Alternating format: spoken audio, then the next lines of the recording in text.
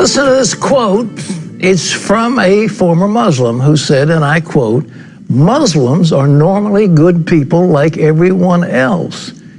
But then they read the Quran. Then they become a killing machine." The woman who said that knows what she's talking about. She's a former Muslim herself who's now facing death threats for spreading the truth about Islam. Dale Hurd brings us her powerful story from the nation of Sweden. This woman is on a mission. She's not a Muslim, and her Muslim dress is a disguise. Her mission is for Muslims to know what is in the Quran, because she says if more Muslims knew what was in the Quran, more would leave Islam. Mona Walter came to Sweden from Somalia as a war refugee when she was 19. She says she was excited about joining a modern European nation with equal rights for women. But as a young Muslim woman, that was not the Sweden she encountered. In fact, she says it was in Sweden where she first experienced radical Islam on a daily basis. I discovered Islam here in Sweden. In Somalia, you're just a Muslim. You're just born into Muslim country without knowing the Quran. But when you come to Sweden, then you go to mosque. And there is a Quran, so you have to cover yourself, you have to be a good Muslim.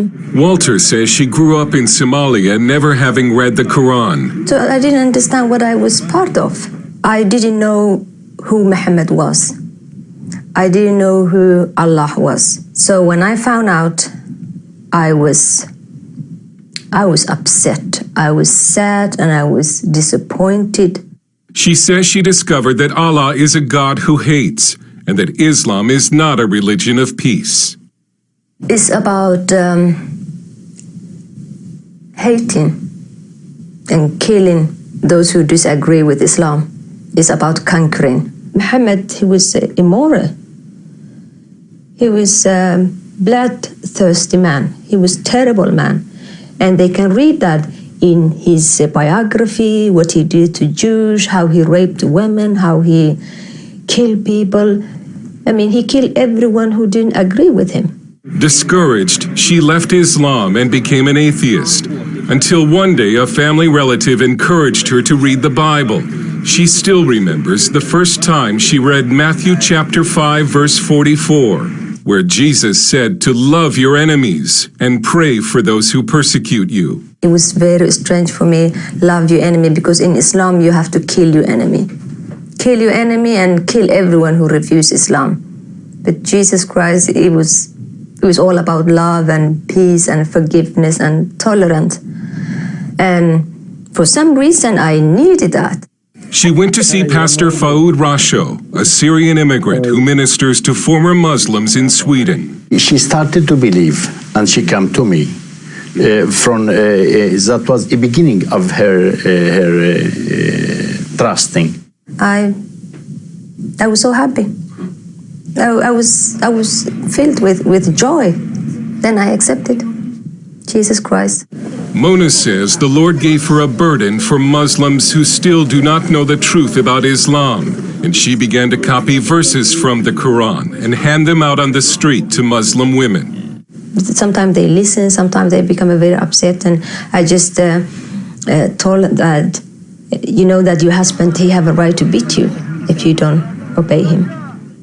And say, no, it does not say that. Yes, it says that.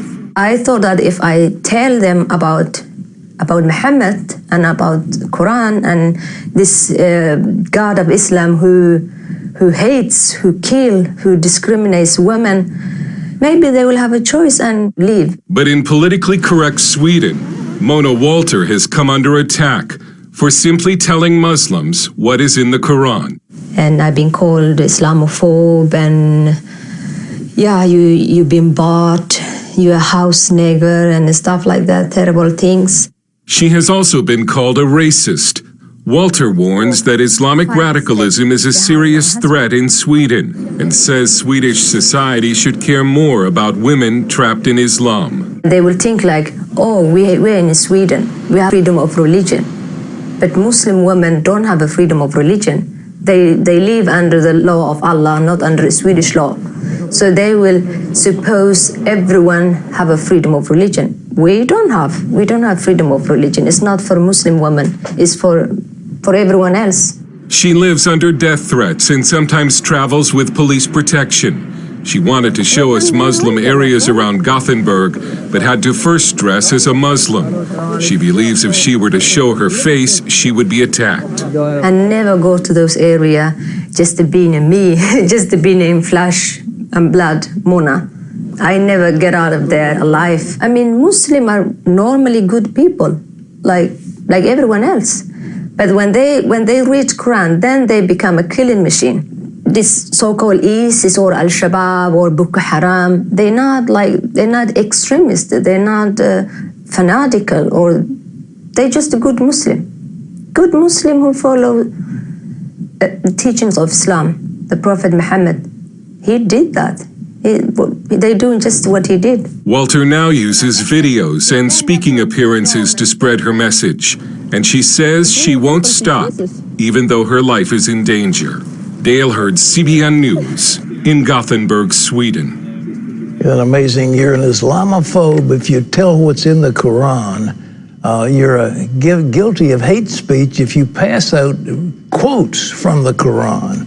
Ladies and gentlemen, we're not hating anybody, but there's a little booklet here that has been made available to us called Islam, Religion of Peace or War. It is fantastic. It has direct quotes from the Quran, direct quotes from the Hadith, carefully researched biographical information about Muhammad, what he did, who he was, what he believed, and it's all here. And so it's also beautifully pictorial. It has lovely pictures in it about various places and things.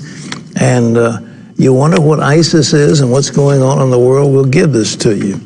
Now, there's something I want to tell you, and I want you to mark this down. The God of the Bible has a name. It is not Allah. It is not Allah. I have said that I thought Allah came from Hubal, who was the moon god of Mecca. Others have said it's a Phoenician, it's a derivation of Baal. But the God of the Bible has a name. And we say, the Psalm says, "Oh, give thanks unto the Lord, for he is good. His mercy endures forever." Well, we translate it unto the Lord. But what is the Lord? His name is, in Hebrew, he who causes everything to be. That's what he is. The God of the Bible is the one who caused everything else in the universe to be. He's the creator of the entire universe. And the name Yahweh is Hebrew, Hiphil, for he who causes to be. It's the verb to be, but it's he who causes. And that's what his name is. So he said, that's my name. My name is he who causes everything to be. I'm not Allah. I am Yahweh. So there's a difference. And the God of the Bible is the one who Jesus Christ called the Father. And he said, here's what the Father tells you. Love your enemies. Do good to them that despitefully use you and persecute you. Pray for those. Pray for them. For then you'll be like your Father in heaven, who does good to the evil and to the just.